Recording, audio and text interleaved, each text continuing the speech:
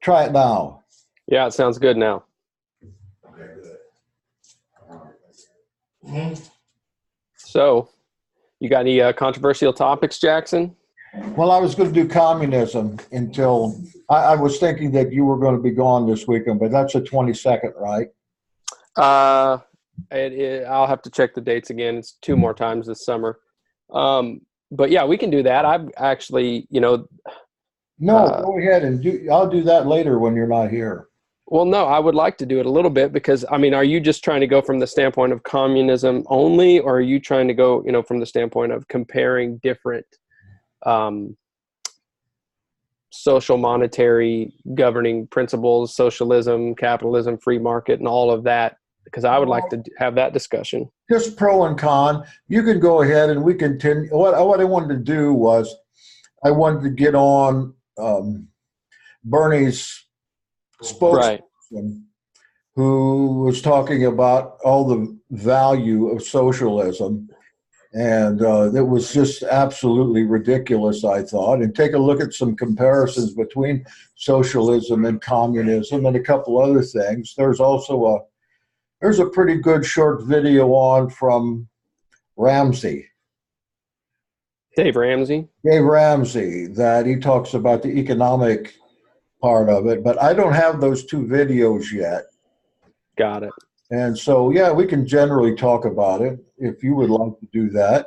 Well, I've just been interested because lately, being on Twitter as I am, there's some people that I have started to follow that in some areas are very much aligned with my way of thinking, and then, but in other areas, it's the complete opposite. I am not, from where I've moved, I've never been a communist or a socialist. I was raised by Republican parents, and though I'm not a Republican or a Democrat, I've kind of got into the whole idea of Austrian economics and different things like that, and studied that out. Ludwig von Mises, they've got the Mises Institute in Auburn, Alabama, different stuff like that. And I don't agree with everything that they're saying either, although I like the premise in a lot of ways better than socialism or communism. But I'm not I think I heard a quote one time and I didn't understand it when I heard it, but I think that it makes more sense to me now. It said the 3 great evils, and I don't even remember who said it, the 3 great evils of the 20th century are communism, socialism, and capitalism. And I was probably aligned as a capitalist at that time, 20 years ago. And I just don't see myself as a capitalist now. And I don't think the Torah promotes a capitalist view. The Torah does promote a free market view. And some people, kind of get those mixed up. Free market capitalism is kind of all bunched into one, but there's a difference. And the person who really pointed this out to me one time, not with money, but with how you say words, was an apologist who was talking about, does science get to define everything or whatever? And they were pointing out that there's a difference between being scientific and being scientistic. And if you're scientific, that means you're using science as a guide to try to figure out different things in the world, which is obviously a good thing. It's study of the natural world and all of that. But if you're scientistic, that means that it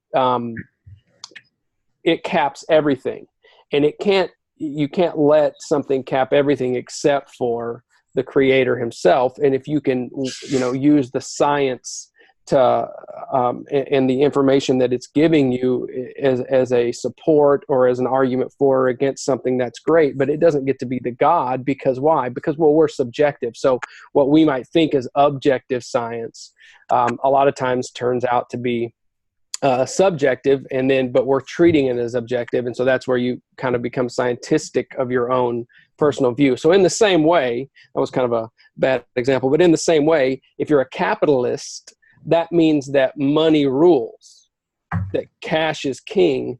And so therefore, in a capitalistic society, you only have, and I think this is crazy, you only have 2 separate, now there's more, but basically 2 separate ways to go. You can be a for-profit or not for profit or a nonprofit. There's no in between. So if a company wants to do something and they say, hey, we want to go, and they're a for-profit company and they're a publicly traded company, and they say, hey, we want to help out some people with some of our earnings in, wherever, they can get sued by the shareholders for not making the best capitalist decision. And I think that's ludicrous that that's the only two things you can be. Why can't you be free market and mostly for profit, but also have this idea of benevolence and good in the world and all of that? And if they want to do anything good in the world, they've got to justify it from a capitalist perspective, which just to me is asinine. So I am not a capitalist, but I am free market. But the more I look into it, I also, a lot of people say, well, the countries of, socialism is working in Norway and Sweden and et cetera, et cetera. And it gets pointed out, and I haven't studied it a lot, maybe somebody on here knows, that they're actually not socialist countries. They are very free market, but then they do have a high tax rate to help out in social with social programs that benefit the people that are poor. And so if I were to, try to hone in on anything, it would be that, in a sense.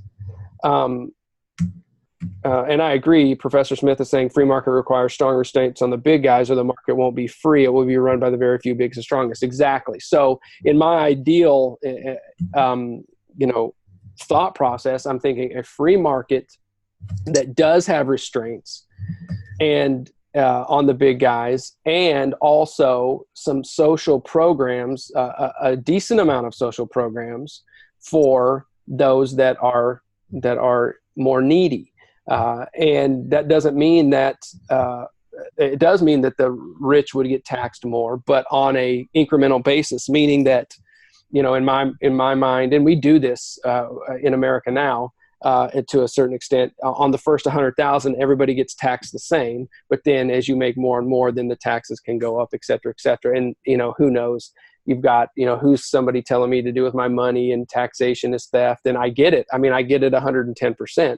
But to me, if I truly am pro-life, which I am, then the idea that I want to tell somebody that they can't kill a baby, or I want to tell somebody that they can't own a slave in the same way. I mean, it's not any different. It's not any different of a concept of telling all of us we're not going to kill babies, telling all of us we're not going to own slaves, and telling all of us we're all going to pitch in according to how much we can do and help the less fortunate. So that's the way I see it, kind of in a nutshell. I didn't know that I was going to talk about this exactly, but without studying it out and making sure all my thoughts are formed correctly. But does anybody agree? Does anybody think it's stupid? Does anybody see a flaw? Does anybody have a microphone? Yeah, one of the problems with capitalism is the system of interest. When our country started as a theocracy, supposedly, the idea was, that was the intention, but the idea was that if somebody needed a loan, they took a percentage of ownership rather than interest. And then when the one that needed the loan had paid off their share, they continued to pay back the owner. They didn't get that premium of interest rate on top of that. And it seems to me that among believers, interest usury is prohibited. And the Jews get their bad reputation as financiers because, of course, in the Middle Ages, that's the only profession that they were really allowed to do, and they got good at it. Also, I wanted to share sometime later on my own personal experience in communist countries and my own little brief love affair with socialism. But I do believe that what we're looking for, if there is such a thing, is a free market, theocratic, socialistic government for a perfected government. Always the problem with socialism is that humans who the cream that floats to the top are usually sociopaths. Sure. It takes the system into a communist dictatorship kind of thing. And what other experience do we have with it? Right. Yeah, that's what I was thinking. Especially if you grew up in my generation. It's, to me, it's the same thing that a socialist would argue against trickle-down economics. Trickle-down economics, the ideology is, hey, if the rich people and the owners of businesses are making more money and they're taxed less, then they're going to be able to share those profits, and it's going to trickle down. And the socialist says the problem with that is that it doesn't trickle down. You're an ideologue. It doesn't work that way. Well, in the flip, it's the same. Ideologically, socialism sounds okay, but like you said, the people that tend to rise to the top in a socialistic environment are the sociopaths, and it is what it is, and it turns into a de facto communism pretty quickly in everything that we've seen, which is what I was saying about the distinction between, Norway and these countries that are doing a free market, but then, taxing heavily to fund social programs. And again, I don't know a lot about them, but I do want to study that, because I agree with you 100%.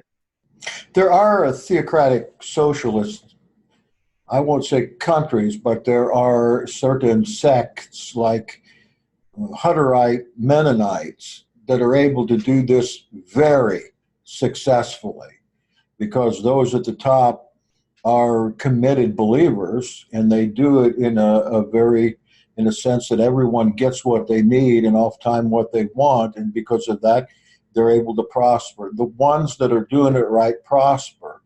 I'm talking specifically in North Dakota and Canada. I visited those and stayed there, know people there. Some can be extremely successful if they stick with the principle of that, if they're able to keep the greed out of the leadership. And so I know that can work even with people, but it's not going to work unless you have people that are totally committed to altruism rather than finally themselves taking their share, what they think is their share. Yeah. Anyone else? Anybody got any comments or any other ideas? Who's hardcore capitalist over here? Anybody? Yeah, I have something to say about that. I can't say I'm a hardcore capitalist, but I also look at memes, the few that Facebook will actually allow me to read, and I see that some of them are just, the taxation is theft. How do things get done? Well, they get done because we need them done, so somebody will step up. That's not always true, as you've already said. The reason why taxes exist is to help people. There may be also the reason that, the same reason that in the Torah, it doesn't say taxation is theft. There's the tithe system, there's the temple tax, there are other things that you do. You're required to do these things because of the poor that are in your midst. And he doesn't just say that, oh, do whatever you want. The poor will get help because you will help them. You will magically have the unction or whatever it is to help these people. No, he told them what to do and how. So I'm not totally on board with libertarianism either. Right. Yeah, I think that it does really depend upon the core people that you're with. And like Jackson was saying about the different groups up there in North Dakota and Canada, that since they have people that are not egocentric but are sociocentric to their limited group, that it works well. But man, it's few and far between that occurs, and it is it's actually, I would say right now, if you were someone that was in Washington, for instance, that was running for president, that for you to not be egocentric, you would almost get eaten alive by your own party, because they flat out wouldn't trust you, because you would be bucking there'd be so many things, pork barrel spending, et cetera, that wouldn't be allowed. It's just almost impossible unless, it was a miracle that it happened that someone was to get in there like that. And this is in a supposedly free market, although we're not a free market, but supposedly a free market country. So let alone if it was, if it was under the auspices of socialism and all of those different offshoots. But so what's the justification then? Let's flip it around. What's the justification for me working 40 or 50 or 60 hours a week, and then you taking money out of my check as we the people, as the country, before I even see it? How is that justified? Is that justifiable? Because I paid it in all my life. So because you were done wrong, now I need to be done wrong also. No, you're not being done wrong. You know what the system is. I paid Social Security all my life, and now I get Social Security. As far as well, that's interesting that you bring up Social Security, because I believe that when, and I just saw this, so I can't verify this, but I believe that when they started taking that out, they even put on there, you might not get this back. You won't get it back, no matter. I think you have to live generally to 235 in order to get back what you put in. So how is that not theft? It is theft. It's theft by the government, because initially this was to be put aside in a fund that couldn't be touched. But our sociopathic leaders changed that. And now, of course, there's no fund at all. So, yeah. Democrat. Yeah. So that's the whole point. I mean, so does anybody remember the big news on September 10th, 2001?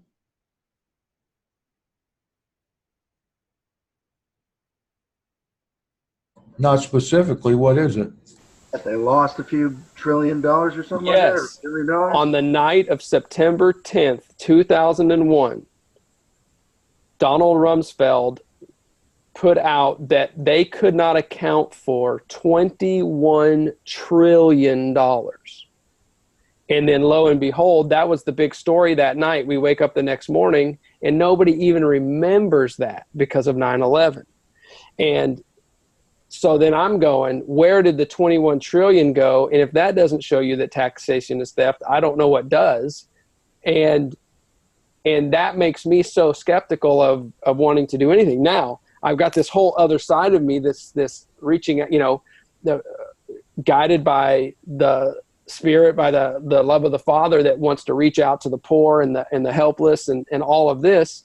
But the money that I'm going, I don't know where that's going. I mean, it's funding abortions right now, for goodness sake. Like this idea that in certain states, and they're trying to overturn that for the, Biden just came out to support doing away with the Hyde thing. But the idea is that, and I hate to use it this way, but I don't know how to say it. Am I getting credit, quote unquote, for helping the poor because somebody's taking money out of my check to possibly help the poor without my consent?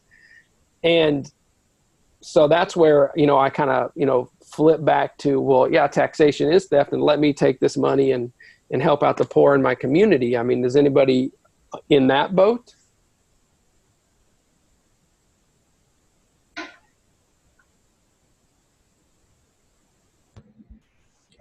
I don't know, but if I could, I just want to ask Smith a question about this very thing, and that is, conspiracy theories tell us that the Bush White House blew up the Twin Towers and to take the nation's mind off the 21 trillion. Is there any truth to that? I don't know. I'm not down with that.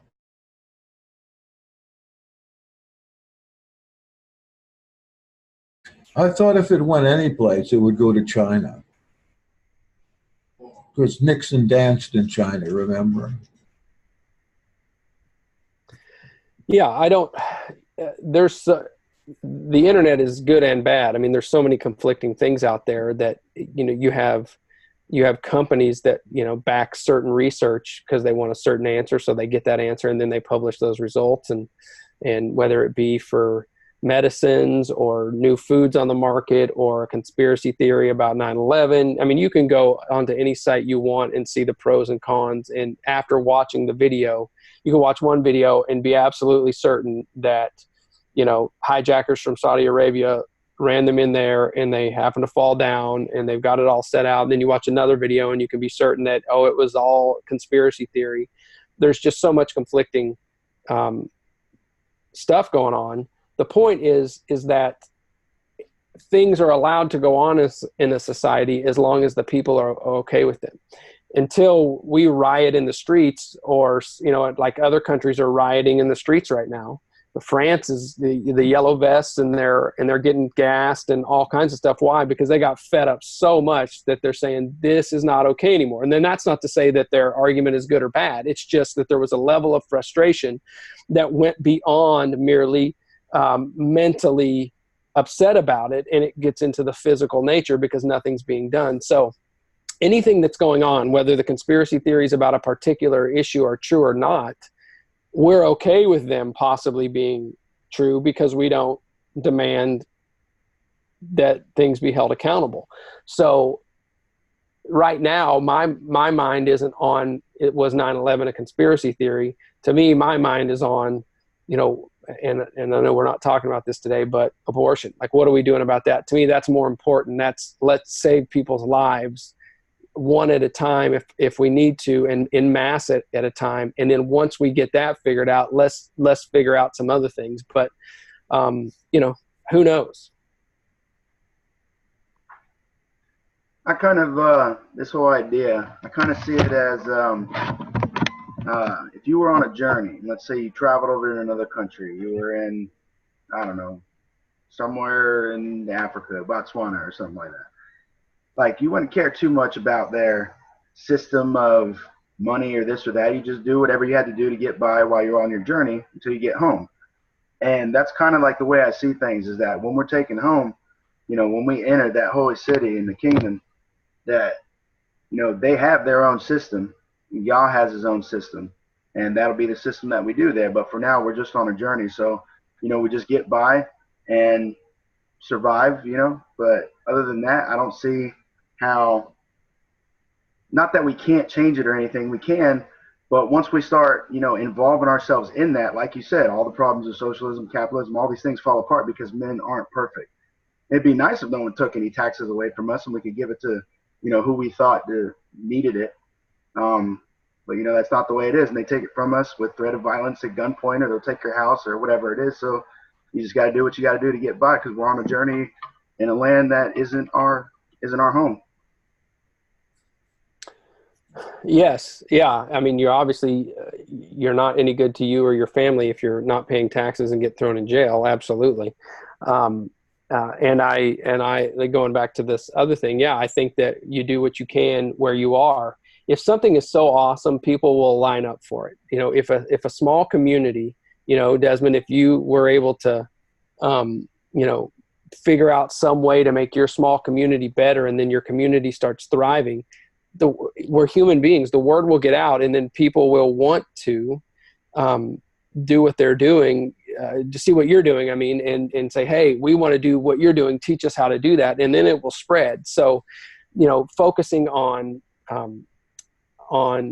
national level or international level conspiracy theories versus making your own area better and letting that speak for itself and then catching fire, I think are two different things. And I think the former is severely lacking. It's easy to look and say, oh, they're doing this wrong and this is conspiracy, when your own, you know, when your own smaller social circle is not doing anything of note, it still has poor people, still has this or that or whatever, and then you as the body are not reaching out to them, then, and me as the body am not reaching out to them, then I think that's a failure of our of the faith action thing, where we say we have faith but we don't have the actions that back it up. And it's easy to get online and argue with somebody about the merits of socialism versus a free market society, or whether 9/11 was an inside job or whatever. That's easy, but it's tough to you know, roll our sleeves up and go do some things that will make our neighborhood and our city and our county and our state better.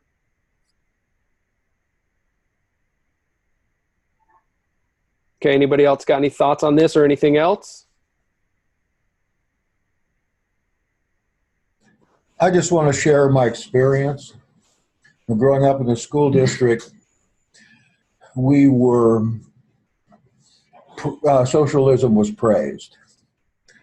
And the first election I voted in was 1972. I was 19 years old, and we had Richard Nixon, George McGovern, George, who's the guy that was the governor of Louisiana, George Wallace, and John Schmidt, and Angela, the communist. We were really pushed toward McGovern, of course, and I believe I was the only one that voted for McGovern. But the year before that, at 17, I went through Europe with a symphony orchestra. And we went to a multitude of countries there, including going through Berlin. At the time, the wall was still up. And having studied this in school and having heard how wonderful the socialist society was, and then getting stuck in the middle of East and West Berlin in Checkpoint Charlie. I know this is dated. People probably don't remember what this is, but it's in between the Western and the Eastern, the communist and the capitalist sections of Berlin. Berlin is placed in the middle of what was called East Germany, which was under Soviet control. So going through that, spending 17 hours at the border there, waiting to get through, and then going into East Berlin and seeing the change in the scenery. Like everything was gray, no one was on the streets, everything was knocked down. There was still, even at this time, 1970, there was World War II damage all over the place. And then going through into Czechoslovakia and in Prague, which was one of the most decorated cities of Europe, also a bastion of Protestantism, and seeing in Prague, not only was everything run down and the great clock there not even working, but guard towers on the street corners still, and going to the hotel and finding listening devices in each room, and getting to meet some people my own age in both East Berlin and in Czechoslovakia. These guys in their teens and girls were on the streets trying to exchange money. Their money wasn't worth anything. No stores were open whatsoever. The churches were all closed. Some turned into museums. And it was a pitiful scene. The people my age there walking around in rags, filthy in that beautiful city. And it immediately, to see these things, changed any mind I had toward that system. And I came to realize that, yes, the inevitable outcome of socialism is going to be communism for the reasons I said before. But as a young man, that really impressed me, the difference in the cultures, especially because the news was always full of news from the Soviet Union, their 5-year agricultural plans and their utopian plans. And it seems like even then, the news media was very Soviet-oriented and very progressively looking to the Soviet Union to become the great superpower because of its its handle on the economics of the country. Yet at the same time, as I recall, there were famines going on in these countries, and a great percentage of our wheat harvest was purchased for below sub-rate prices by the Soviet Union to feed those people. So I can understand why in 1990 that mess broke up and that Eastern Europe came out of the Soviet Union and broke into various other tribal systems to start all over again. And now we have what is really a reconstituted Soviet Union going back into the Crimea, trying to get back into Eastern Europe, certainly going in and invading Ukraine and Finland to some extent. And the United States Democrat Party, which has turned entirely into a socialist system, now says that this is going to be best for the people. But look at the people in the Democrat Party that are on top of this. Are those the kind of people you want to put in charge of a socialistic system? And especially, you know, there's some Muslims, I don't mean to disparage Muslims, but with the talk that's going on among these new Democrat congresspersons and senators in regards to socialism and their outlook of paying for everything with that system, do we really want those people in 10 years in administrating this when we've already got socialist systems like Social Security and Obamacare? They're entirely socialist, and many more as well.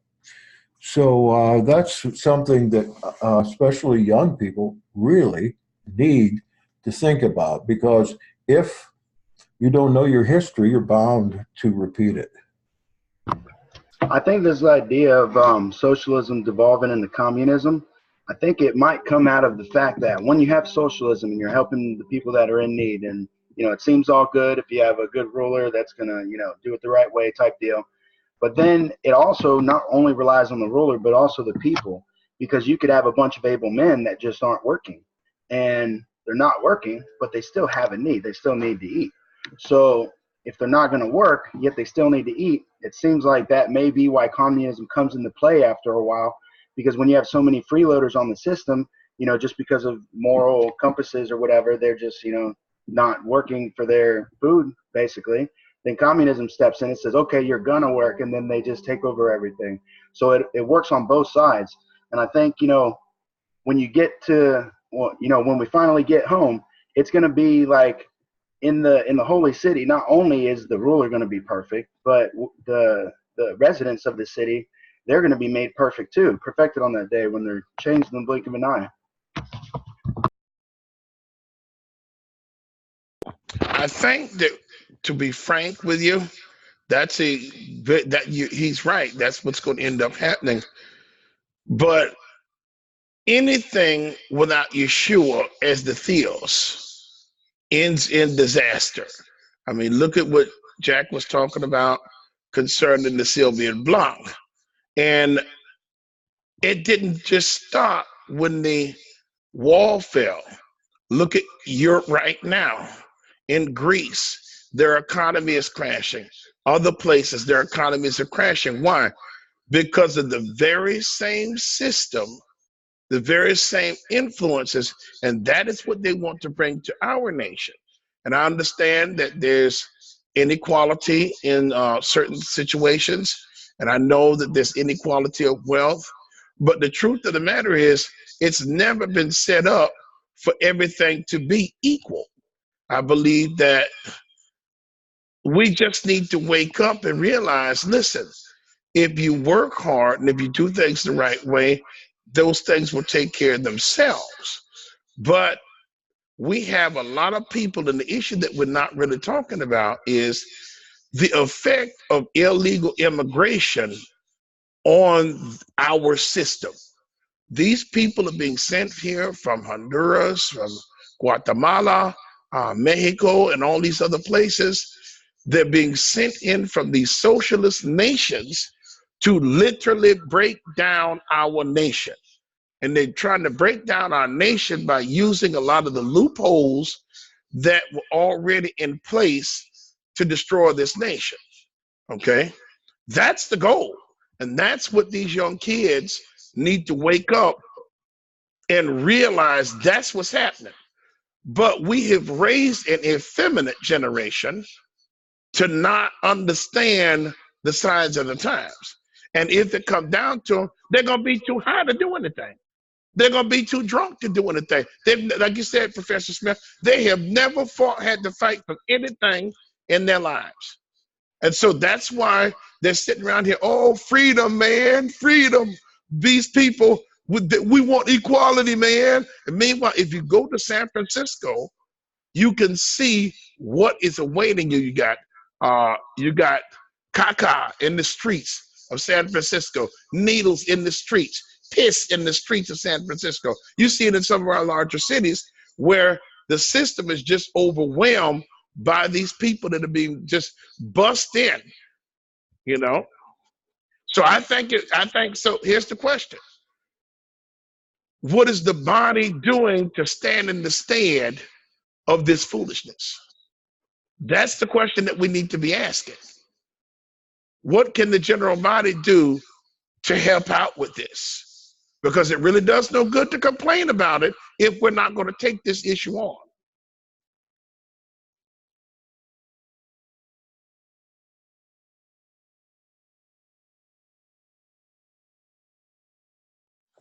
All right, anyone else?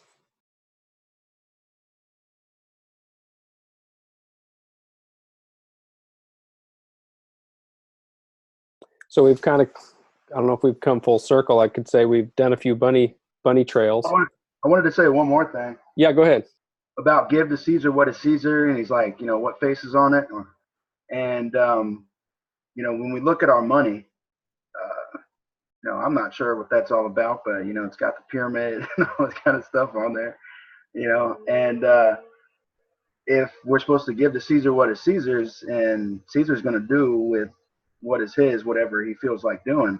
And it seems like, like Dan was saying, that we don't need to be complaining about anything because God is in control in the end. So he'll work all things to the good of those who love him. So like I was saying in the very beginning, we just get by and, whatever system happens because God really is in control. Now, what I meant by that, yes, Yahweh is in control, but I personally believe that it's our job. I exist today, you exist today, to stand in the face of the devil and say, in certain situations, you are not going to come here and do this. You're not going to act a fool here. You're not bringing drugs into my community. You're not bringing alcohol into my community. You're not bringing child sex slavery into my community. You are not bringing these things into here. And if I need to go on to be a martyr to stop that, then I'm willing to do that. That's where I think the body has to be. Paper squares. We have to bring the kingdom here.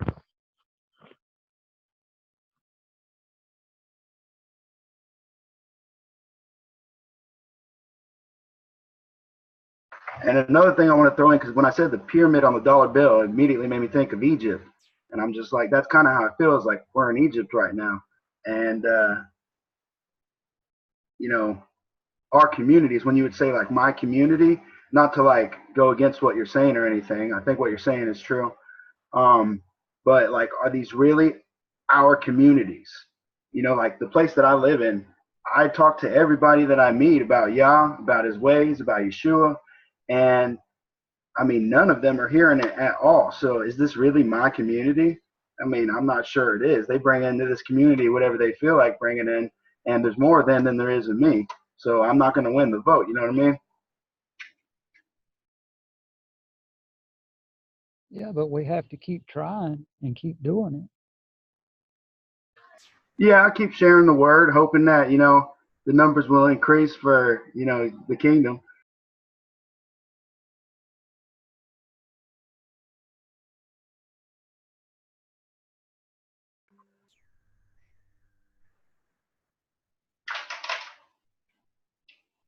All right, I have something, and it's kind of linked. In certain countries, they have decided to kill the disabled at birth. I think is Iceland is one of them. They have no Down syndrome babies there because they have decided that, yes, they've killed them all. Now, you could say, well, there'll be a burden on our system. But everybody probably here knows some people who have Down syndrome or know of people who have Down syndrome. When they're given a chance, they do well. They thrive. They're the, they bring joy to people. I don't know why Yahweh does what he does. why it happened. If it was something that he didn't intend, why Down syndrome babies happen, but they should not be killed in the womb. But you can make this argument and say that, oh, blind people, old people, other deformed individuals should not have the right to life. And we're talking, this goes beyond abortion here, because it could be that, somebody says, they're born and we'll just leave you out here to die, to freeze, to drown, or whatever it is. So yeah, I think I'm seeing that life is precious. The right to life is also important and precious and vital.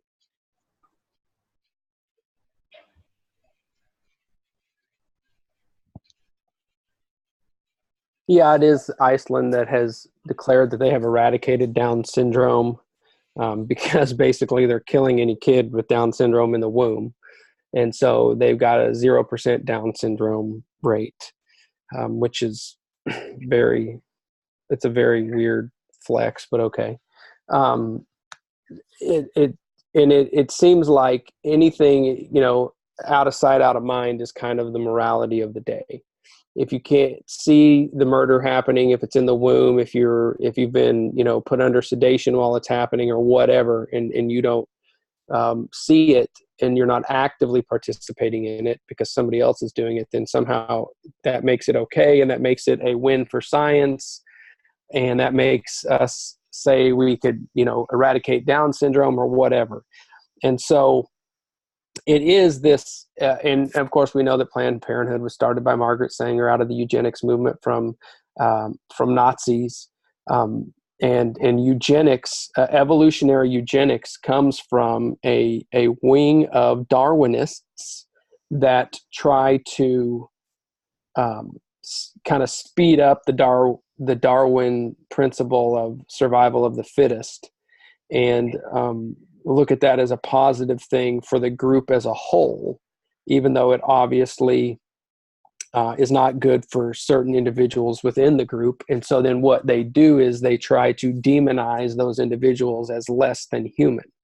And the less than human, the personhood argument has been atrocious throughout our history, meaning the world's history, from, saying the Jews were less than human in Nazi Germany, from saying that the Africans were less than human when we wanted to make them slaves, to saying that the baby inside of a mother's womb is less than human. And so what do? We just call it a different name. We call it a fetus, and fetus is just Latin, and it means the offspring. And an offspring of a human is a human. I mean, it's not hard. So now the big deal is they're trying to not say heartbeat at 6 weeks. They're trying to say that there is it's not a baby, it's a fetal pole, and it's not a heartbeat, it's vibrations. So vibrations of the fetal pole is what they're saying. And this is coming straight from Planned Parenthood et al. And that's to dehumanize the growing baby on the inside of a mother's womb. So yeah, it is a problem, and it's sad that this is where we are in the 21st century, but nonetheless, it's no different in my mind than, the Exxon, when Exxon Valdez spilled all that oil in the Pacific. They had a vested interest in putting out marketing and propaganda that caused them to not look as bad, so they did the cleanup. They put out, then they had new commercials come out, and then they were arguing all these points, and all for profit, capitalistic profit again. Same thing. I don't understand why people who are pro-choice just take their talking points straight from an organization that has a vested interest, monetary interest in propagating marketing and propaganda that is going to help their bottom dollar. And that's exactly what it is. And even though I think Planned Parenthood is a nonprofit as far as how they're registered, their profits are high, and they have to abide by a few certain rules to be nonprofit, but they can still profit a lot of money, and they are, and some of it is taxpayer dollars. And so they have a vested interest in, making this baby not seem like a baby. So, vibrations on a fetal pole sounds a lot better to a person who's going to have an abortion than, the baby's heartbeat.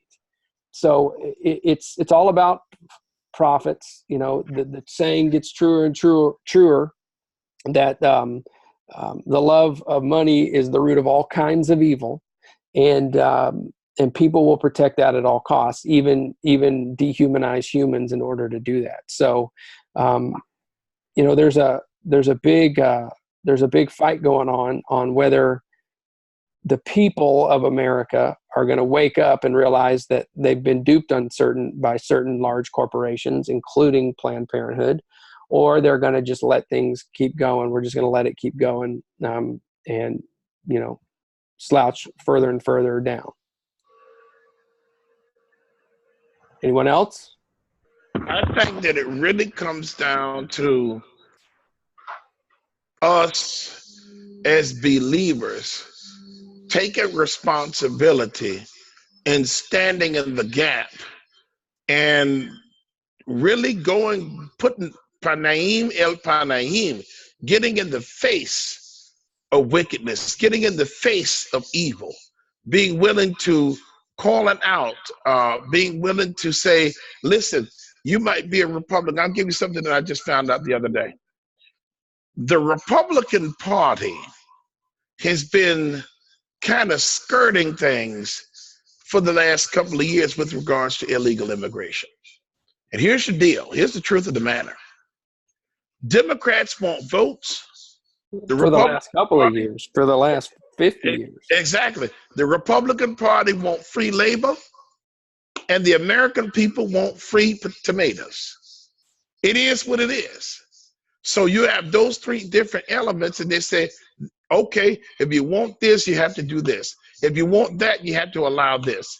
And we are allowing, and that's why I like what President Trump is doing, because he's standing in the gap there and he's saying, listen, you're not going to come and take our jobs no more. You're not going to come and take our resources no more while we stand around, allow our kids to stand around and stare into space and act like nothing is happening.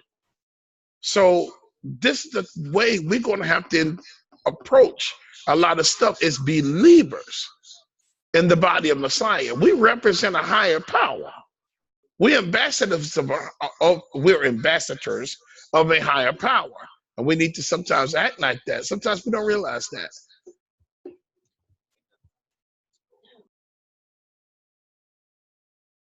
All right, closing up. Anybody else got anything before we wrap it up?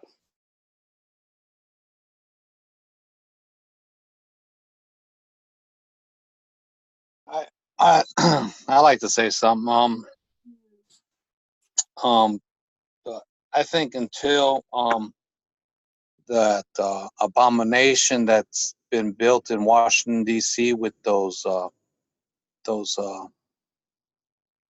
satanic buildings, and if you Google it, and those kind of things placed here in America, and when the commandments were taken out of the courthouses and the school, I just think America is under a judgment. And I think the higher powers to be know what's coming to America, and they know it's a sinking ship. So, we got these cities in China that are empty, that are built, and maybe the $1 trillion went there to build those cities. We don't know. But those cities are not for us that are up here on the top. And I think that you look at your dollar bill, you got all kind of satanic things there, and you look at the landmarks in Washington D.C. and different states, and this land is just cursed with idol and now with the abortion, it's such an abomination. But those that had sold their souls had have to give their sacrifices for what they've done, and to become a famous singer or a famous actor or a person in the position of government. I think that we as a Torah followers should have the fruits of the spirits, and if it's so to sacrifice ourselves a little to help a child, we should do it. And or a single parent. I know we all talk the talk and walk the walk, but I've worked with illegal migrants, and a lot of them do get some food stamps. I've noticed that when I work with them, but the fathers, the mothers, even the children are out in the field working, and they collect that money that they work for, jobs that people don't want to do. People don't want to pick tomatoes and corn and potatoes. But at the end of the year, they cannot claim those taxes. So you figure all the illegals here and not claiming those taxes, where does that money go? That's a good question. But as a group, me, myself, in my own opinion, is to follow the fruits of the Spirit. And my ancestors were migrants. A lot of you, your ancestors were migrants. But if they're not helping, loving, caring, and the good fruits of the Spirit, then they're not doing of the house of Yeshua. But if they're loving, caring, and abiding the 10 Commandments or the commandments that are written that they're aware of, I think we should give them a chance. But if you're coming with malice, drug dealing, murder, rape, those kind of things are not of the fruit of the Spirit, are not of the house of Yeshua, and those things should be condemned, and we should stand against those things. That's all I got to say about that. Thanks.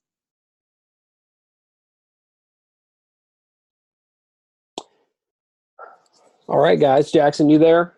If anybody doesn't have anything else, we can wrap it up. Bottom line, we know we can do certain things in our community. We know we can do certain things locally. If you happen to be able to be in the reach of someone nationally and you can have some influence that way, then certainly go for it. But don't stop doing the good things that you're doing here and now. Live out that faith, walk it out, attach works to it, even when you don't think it's having any kind of effect. And you'd be surprised that later on that you could see an effect or see one immediately, but that an effect will take place. And if anything, at least it creates a dividing line for the people around you to decide what side they would like to be on. Amen. Thank you, Rich. Thank you all for coming. We shall see you next week, same time, same place. Special welcome to first-timers on here. Hope to see you again as well. Shabbat Shalom.